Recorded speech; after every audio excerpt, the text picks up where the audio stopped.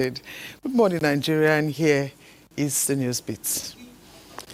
President Bola Tinubu has reaffirmed commitment to securing Nigeria's future, rebuilding prosperity and ensuring that every Nigerian shares in the dividends of good governance under his watch. The president spoke after signing the 2025 appropriation bill of 54.99 trillion naira into law at the State House this Friday.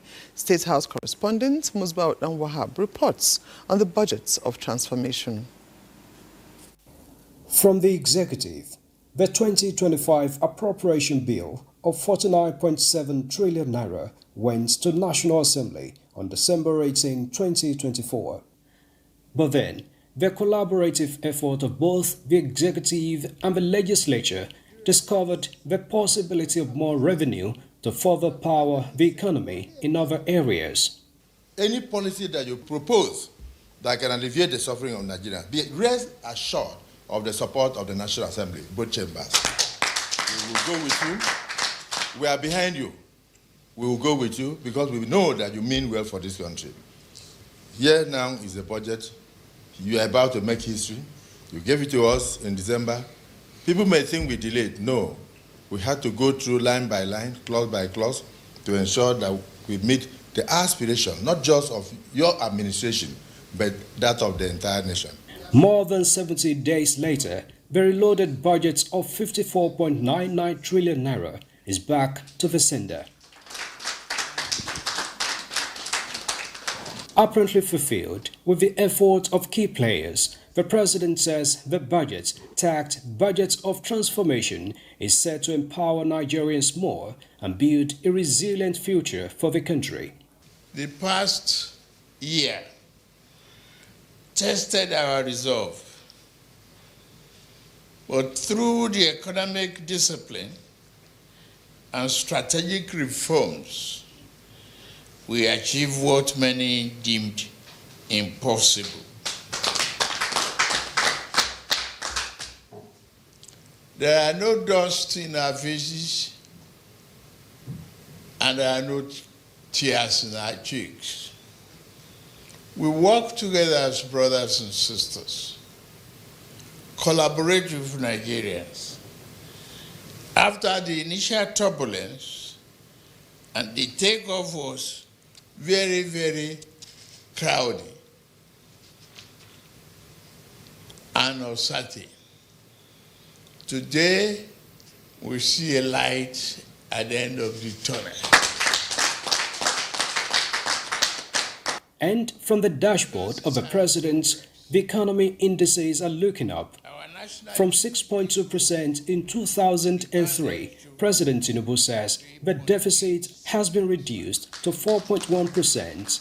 Revenue increased to 21.6 trillion naira, while the national GDP has rebounded to 3.86%. Reform is working the foreign exchange. The minimum wage was raised, and we are meeting all obligations. Thank you. Now that the 2025 budget has become an act of parliament, the National Assembly has promised to do its bit of oversight and ensure that the budget is implemented to the letter for the benefit of all Nigerians. From the State House, Musbah Wahab, NTA News. As part of a grand plan to give hope to Almajiris and out-of-school children in the country, Nigeria's First Lady Oluremi Tinubu has called for a reform of the Almajiri educational system, starting with proper registration of those who operate the schools. She made the call while granting audience to the Executive Secretary of the National Commission on Almajiri and Out-of-School Children, Dr. Muhammad Sani Idris, and his team in her office at the villa. State House correspondent Adeniyi Taiwo reports. They are not beggars, but seekers of Quranic knowledge at a tender age. Yet, they are left out on the street, alone to fend for themselves, subject to abuse and manipulation. Their growing number, said to be about 30 million, is a national concern, which the National Commission on Almajiri and Out-of-School Children is seeking collaboration to address. This visit by the Commission, led by its Executive Secretary, Dr. Mohammed Sani Idris, to the office of Nigeria's First Lady, Oluremi Tinubu, is not just for collaboration, but a strident cry for help to address the plight of the Almajiris in order to secure the nation. To achieve this, the First Lady emphasizes the need for proper registration of both the students and those who run the schools. Even people who go to regular school, they are being abused if they fall into wrong hands. But how do we now start with all those imams that are housing these children? They have to be registered. And also put laws in place so that all these Nigerian schools are registered. So that's how we can know the number. She says the alternative high school for girls and its increasing impact is a model that can inspire effective Almajiri education system. You have to take one first and make sure that it's working. You put all the resources there, make sure it is working so it becomes a reference point. The imam can have his own house. So it can be like a co-principal in the new school for Quranic studies. Added to the 18.5 million out-of-school children that places Nigeria second on global rankings, the challenge of Almajiri is one that requires urgent and thorough attention. Boko Haram has also decided to linguistically manipulate Almajiri by giving them interpretations that are not in tandem with the correct teaching of the Quran. We are going to open a school in the next 3 or 4 days in Kaduna, where we will bring those memorizers of the Quran, give them the ability to understand Arabic so that they will develop linguistical immunity against any ideology that is foreign. We will also give them English so that they will be able to contribute to the development of the GDP of this country and the growth of the country.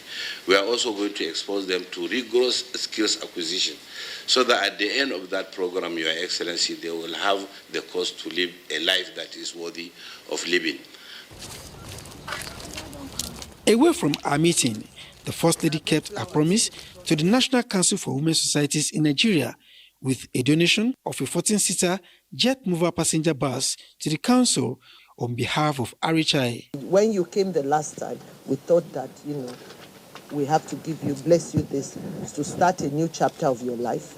And the other request, we are working on it, and God will help us. On behalf of the council, the National President, Edna Azura, appreciated the First Lady for using RHI to empower women in the country. In the State House, Adeni Itaiwo, NTA News. The National Counter-Terrorism Center, in collaboration with Kofi Annan International Peacekeeping Center, has commenced a regional dialogue to strengthen the capacities of security agencies and promote efficiency in the implementation of the Accra Initiative. Defense correspondent Ismail Musa has details. Stakeholders from ECOWAS member states brainstorming to strengthen the capacity of security agencies to promote efficiency in the implementation of the Accra Initiative. The Accra Initiative of 2017 is focused on preventing the spillover of terrorism from Sahel states and address violent extremism in member countries and border areas.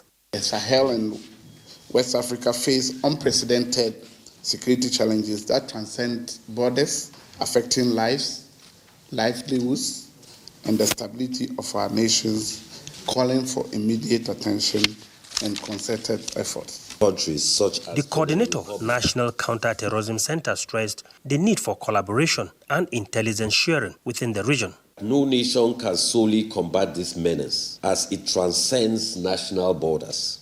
This again stresses the need for synergy among concerned nations in order to prevent the southward expansion of terrorism and ultimately curb the menace in the sub-region. The regional dialogue is also aimed at enhancing the capacity of member states to tackle trans-border crime. In Abuja, Ismail Musa, NTA News. The partnership between the National Directorate of Employment and Operation Safe Corridor has become a beacon of possibility, proving that when skills meet second chances, peace has a stronger chance to bloom. The Director General, National Directorate of Employment, Silas Agara, affirmed this by playing host to the coordinator of Operation Safe Corridor, Yusuf Ali, and his team. Olajide Bello reports. Operation Safe Corridor is a unique initiative designed to de-radicalize, rehabilitate and reintegrate former fighters back into the society. 4 years, Operation Safe Corridor had focused on psychological counseling, religious re-education and community forgiveness. But the NDE saw a gap. Many of the participants lacked practical skills to find work after leaving the camp, as without livelihoods, reintegration could fail. We have the capacity, we have the manpower, we have the facilities that will enable smooth operation of those processes. And I want to assure you that not just because we are part of we will make our facilities open and available. So far, more than 2,190 have been rehabilitated so far, and they are doing well in the various communities. While military strategy is useful to weaken the military capacity of terrorists, non-military strategies are advanced to tackle the underlying problems fueling terrorism to achieve a long-term peaceful outcome. Olajide Bello, NTA News. And that concludes the news beat. We will return to the set of Weekend Deal after this break.